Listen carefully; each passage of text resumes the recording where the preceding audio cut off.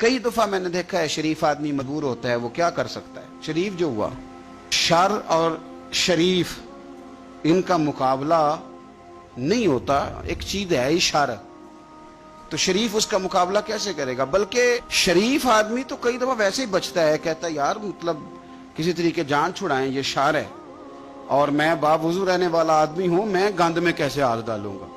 وہ بچتا ہے تو لوگ سمجھتے ہیں ڈرپوک ہے، حالانکہ ڈرپوک اور ہوتا ہے اور شریف اور ہوتا ہے۔ تو شرافت کو لوگ بزدلی جانتے ہیں۔ نبی پاک صلی اللہ علیہ وسلم کے صحابی حضرت سعید بن زید رضی اللہ تعالی اور عشرہ مبشرہ صحابی حضرت عمر کے بہنوئی ہیں، اور یہ حوالہ میں آپ کو مسلم شریف سے عرض کر رہا ہوں۔ حضرت سعید بن زید رضی اللہ تعالیٰ عنہ وہ خوبصورت آدمی ہیں جنہیں دنیا میں چلتے پھرتے میرے نبی پاک نے جنت کی بشارت عطا فرمائی۔ بندے کا قد کاٹ دیکھیں کہ جنتی بندہ، یعنی اتنا اعتماد حضور نے کیا کہ فرمایا اس کے بعد والے آخری دم تک کے اعمال پر بھی میں جانتا ہوں یہ جنتیوں والے کام کرے گا۔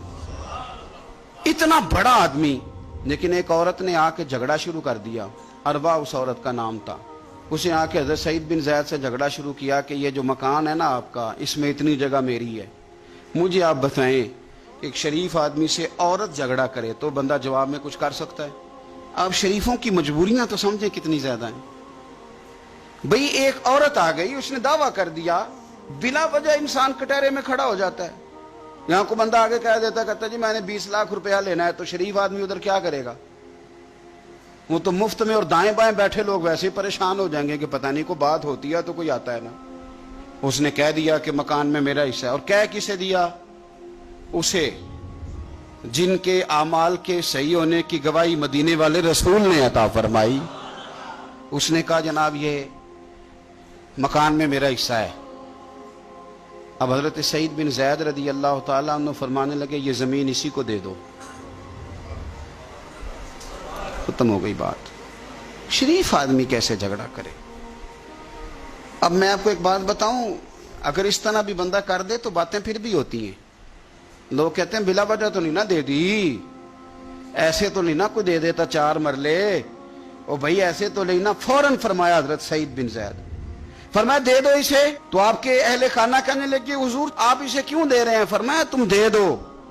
میرے نبی پاک صلی اللہ علیہ وسلم نے فرمایا جس نے ایک بالشت زمین پر ناجائز قبضہ کیا، اللہ قیامت کے دن 7 زمینوں کا توق بنا کے اس کے گلے میں ڈال دے۔ فرمایا اٹھانے دو اسے، توق اسے اٹھانے دو۔ اور ایک حدیث میں فرمایا 7 زمینوں میں دھنسا دے گا اللہ اسے اٹھانے دو، دے دو۔ لیکن تکلیف تو ہوتی ہے نا، کہاں سے اتنا حوصلہ بندہ کرے؟ دل تو ٹوٹ جاتا ہے نا کہ یار میرے اوپر اس طرح الزام لگانا، اور اس طرح کسی شخص کے بارے میں، وہ بندہ جس نے زندگی تقوی میں گزار دی، اس پر اتنا گھنونا الزام لگا دینا۔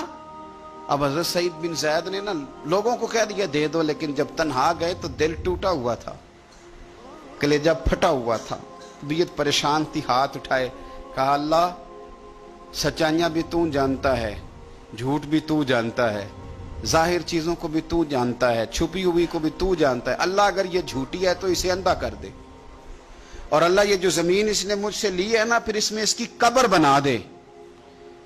بعض شارحین نے لکھا ہے کہ حضرت سعید بن زید تو پہلے وصال کر گئے، لیکن وہ عورت زمین تو لے لی، گھر میں رہتی تھی پر اندھی ہو کے رہتی تھی، ڈھونڈتی پھرتی تھی، دائیں بائیں جاتی تھی، تو لوگ اسے کہتے تھے کیا بنا؟ کہنے لگے کچھ نہ پوچھو، مجھے سعید بن زید کی دعا لگ گئی ہے، مجھے لگ گئی دعا۔